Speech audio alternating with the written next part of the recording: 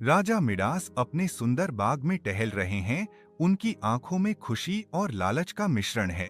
बाग रंग बिरंगे फूलों और पेड़ों से भरा हुआ है, जो राजा की लालच को और बढ़ा रहा है। राजा मिडास बगीचे से निकलता है और एक जादुई जंगल में प्रवेश करता है, जहां चमकदार पेड़ और झिलमिलाती नदियां एक अलौकिक चमक पैदा करती हैं। एक चमकदार परी प्रकट होती है। राजा मिडास परी के सामने खड़ा है। उसकी आंखों में उसकी इच्छा जल रही है। मैं चाहता हूं कि मैं जिस चीज को भी छूऊं वह सोना बन जाए। राजा मिडास अपनी इच्छा घोषित करते हैं। परी धीरे से मुस्कुराती है और उसकी इच्छा पूरी करती है। राजा मिडास महल लौटता है। उसकी प्रत्याशा स्पष्ट है। वह एक कुर्सी को छूता है, वह सोने में बदल जाती है। वह खिलौनों को छूता है, वे सोने के हो जाते हैं। वह बर्तनों को छूता है, वे सोने में बदल जाते हैं। राजा बहुत खुश है।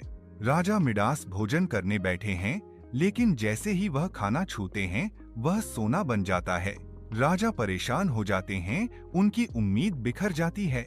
राजा मिडास की बेटी उसके पास दौड़ती है। वह उसे गले लगाती है और तुरंत एक सुनहरी मूर्ति में बदल जाती है। राजा रोता है। राजा मिडास जादुई जंगल में लौटता है। उसका दिल पछतावे से भरा हुआ है। वह परी से विनती करता है कि वह इच्छा वापस ले ले।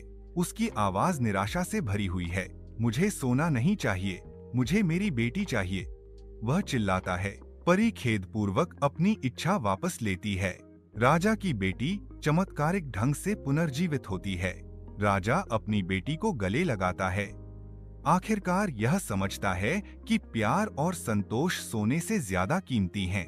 राजा दयालु हो जाता है, जो अपने राज्य के लोगों की सहायता करने के लिए खुद को समर्पित करता है।